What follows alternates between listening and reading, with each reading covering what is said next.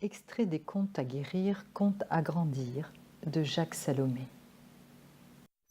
Il était une fois une jeune fille qui n'osait jamais dire ses émotions.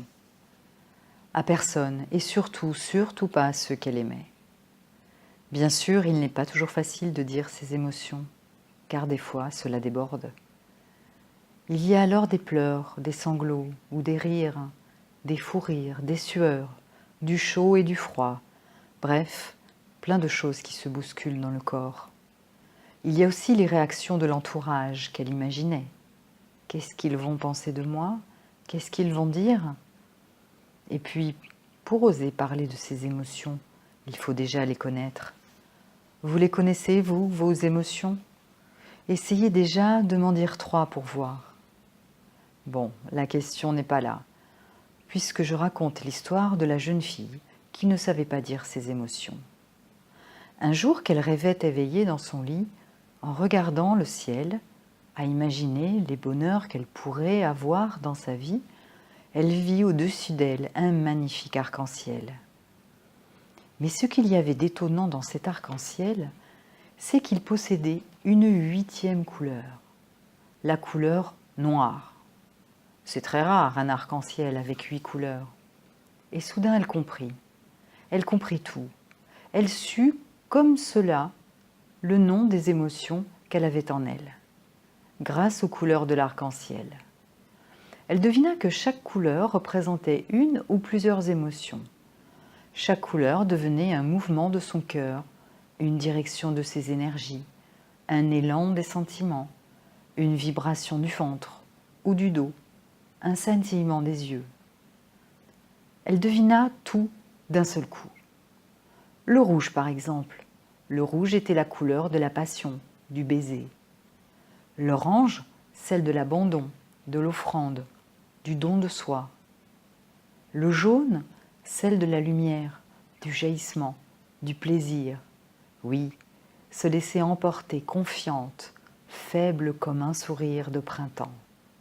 Et le vert était la couleur du ventre, du mouvement, de la vie en elle, de tout ce qu'elle sentait vrai et véritable en elle. Le bleu, couleur de la tendresse, des caresses sans fin, de la douceur et aussi de l'espoir.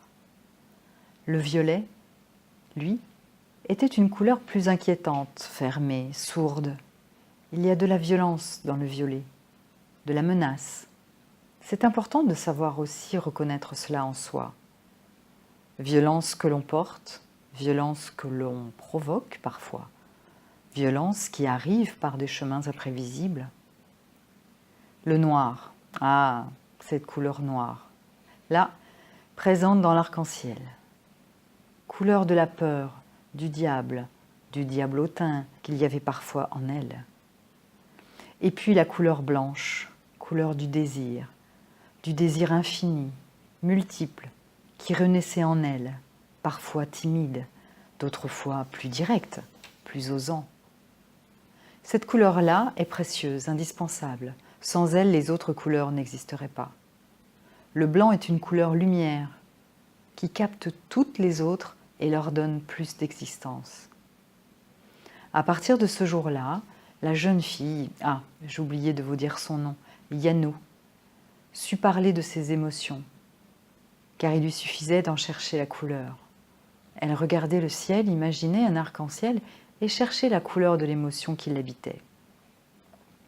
Bien des années plus tard, elle fut très étonnée d'entendre sa fille lui dire « Tu sais maman, je suis un arc-en-ciel d'émotions. Je les ai toutes quand je danse. J'adore danser. La danse, c'est le chant des émotions.